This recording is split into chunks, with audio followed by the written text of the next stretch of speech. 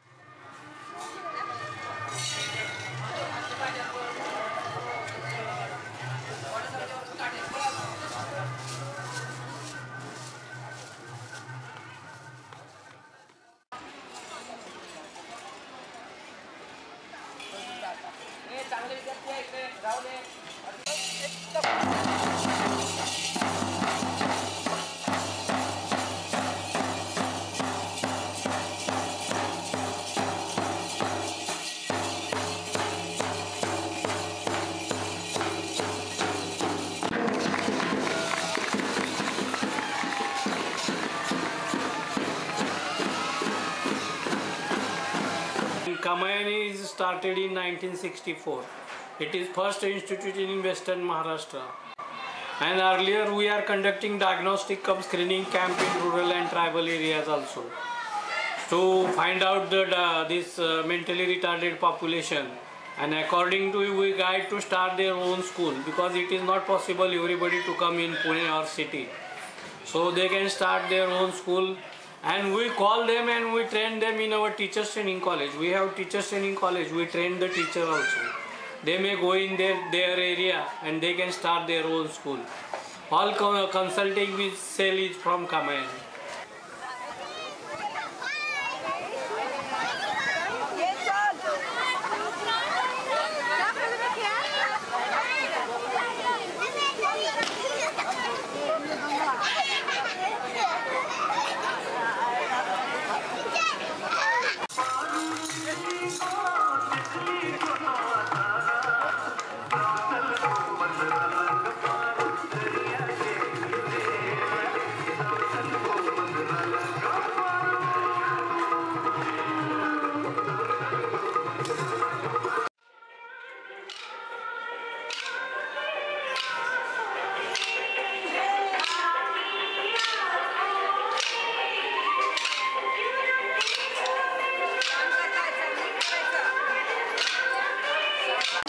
स्वतःची मुलगी रिटायर्ड असल्यामुळे मी या मुलांना शिकवण्यासाठीचा स्पेशल ट्रेनिंग कोर्स कामायनी संस्थेत केला. त्यावेळेस पुण्यामध्ये एकच ही शाळा जेव्हा सुरू केली किंवा ही संस्था सुरू केली तेव्हा काही स्त्रियांना एकत्र केलं, मी पुढाकार घेतला आणि मग आम्ही ही शाळा सुरू केली. आमच्याकडे सुरुवातीला काहीही नव्हतं. आम्ही अगदी शून्यातून शाळा सुरू केली. एका छोट्या हॉलमध्ये आम्ही शाळा भरवायचो आणि मग पुढे आम्हाला कर्वे रोडचा प्लॉट डोनेशन मिळाला. त्यावेळेलाही आमच्याकडे पैसे नव्हते. आम्ही आंब्याच्या झाडाखाली बसायचो सावलीत आणि डबा खायचो तिथे बसून. आणि मग मुलं थोडासा अभ्यास वगैरे झाल्यानंतर त्या ग्राउंडची सफाई आम्हीच करायचो मुलांसकट. आणि मग हळूहळू लोकांनी जशी मदत केली तशी संस्था वाढत गेली. गेले 30 वर्ष आमची जी संस्था वाढली त्याच्यामागे आमचे सगळे ट्रस्टी, आमचे हितचिंतक, आम्हाला मदत करणारे डोनर, आमचे विद्यार्थी आणि हे सगळ्यांचं एकत्रित काम असल्यामुळे हे टीमवर्क आहे, माझं एकटीचं काम नाही.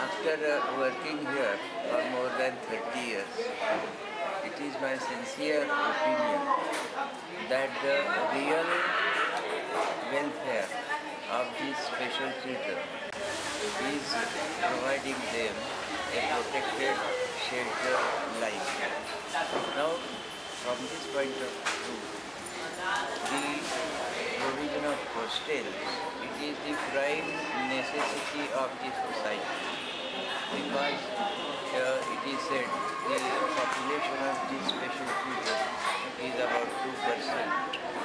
So there is a huge requirement of residence facility for the retired. Earlier I was working in a defense establishment. There I worked for about 30 years. But what happened later in course of my service, my missus Inamdar, Meena Inamdar, she founded this trust, of course with the assistance of other body. And then by the by I was also transferred outstation.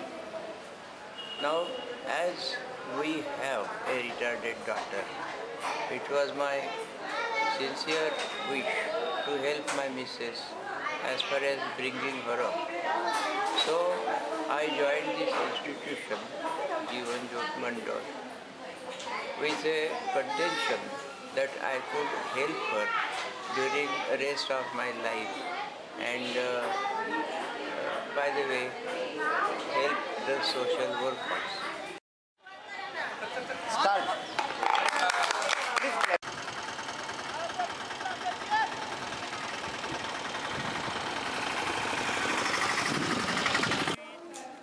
Sadhana started in, the registration is in 1993, but the houses started in 94. So there are, it started with one house and say 3 or 4 special friends. It's actually community based. So it is not that there is one hall and all the special friends are living in it. There are houses, and 4 houses, and house mothers and caretakers. And, I think we have 5 or 6 volunteers from abroad, some volunteers from India, and many women and men come from villages to work with us. So that is the setup, and it is based on Camphill village concept actually, but it is molded according to Indian atmosphere and Indian needs. So we say that we are Camphill inspired community. The most important thing from Camphill we learned is respecting mentally challenged people. Because in India or many times in other places also, they are like pitied, you know. But in Camphill, the philosophy or the theory is they are human beings first, like we are. They can be mentally challenged, they can be physically challenged. So we have to deal with them like human beings. So that is the basic concept. We all respect that concept, and we try to bring that into our behavior here. So like we don't discuss their problems in front of them, or we don't even, you won't see anywhere written mentally challenged people or something like that. Nowhere the board is there. Because some of them are borderline cases and they do know that there is something missing in them. And if we, like once in the very beginning, I think we had a board like Mati Mand means mentally challenged. Then one of them asked, are we Mati Mand or are we mentally challenged? So it was really not good. So we removed that board.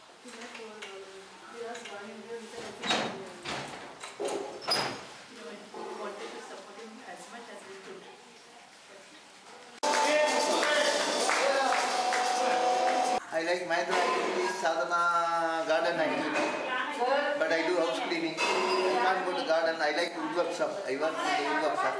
Sometimes I can't work in the wood workshop because I go for house cleaning. People with special needs, they are accepted as they are, because I think there is more emphasis on hand skills or physical labor, one can say, which is acknowledged more rather than so-called intellectual activity. So they are accepted more very easily by the rural people rather than urban people. But if you ask me how mentally challenged people's life is different in rural area is different from urban side, then I'll say it makes a lot of difference. It is very different from the urban city or city area, because first of all we are located at such place where normal person also has to face a lot of problems regarding infrastructural facilities, medical facilities, and that affects their development in many ways. Also, that affects their educational opportunities, economic development, many things.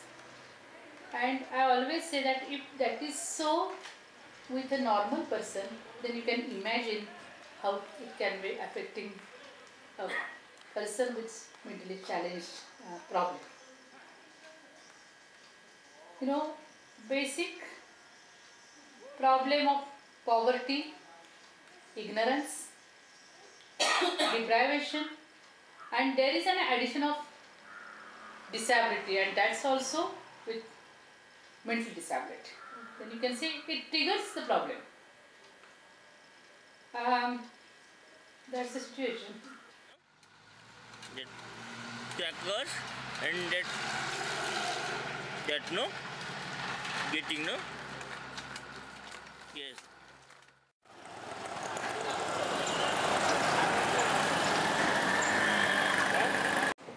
This center was started with the help of Charities Home in Germany.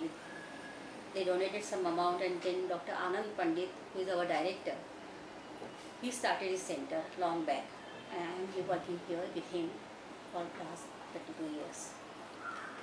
So the basic idea was to diagnose the handicapped children as early as possible. Our hospital is equipped with high-risk clinics and well-baby clinics, where the sick as well as normal babies come for follow-up for their normal development. And we catch delayed development as early as possible. And then we take the child for physiotherapy or occupational therapy or speech therapy, whatever is required. During those days we used to get more of polio patients.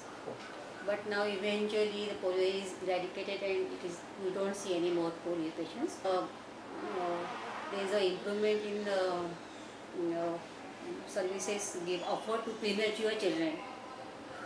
More and more physically handicapped children started coming. And being in the hospital base, all facilities are given under one roof.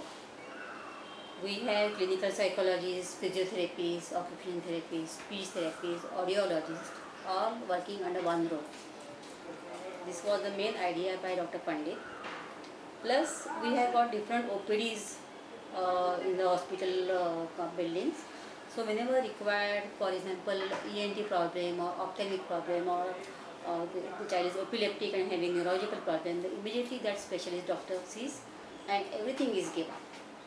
So patients don't have to come again and again for various specialty services. A lot of our clientele is local from Pune, but we do get a lot of drainage from smaller towns around Pune, a lot of villages around Pune, and we find that there is a difference between the type of attitude the parents from rural areas have as compared to the parents who are city based. In my experience, I feel there is more awareness amongst the urban parents. They are more well read, more educated. They know much more when they come to us the first time, because they have access to internet and information. But at the same time, the acceptance and integration, I feel, is much better in the rural areas, because the demands, academic demands, are less. There is greater acceptance of disabilities in rural areas, and somehow I have found that the children with disabilities are much better integrated in the rural setup. However, there are attempts being made in the urban areas also, where the schools are trying to provide for these children. There is more and more integration, mainstreaming of these children, which I think will help in the long run. I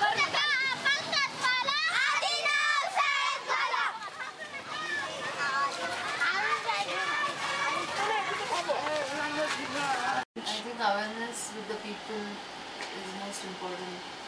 About, see, there is a lot of change, definitely, and it's changing. But more and more schools should, accept children with disabilities. Even people, not only schools, even people around you, society should readily accept.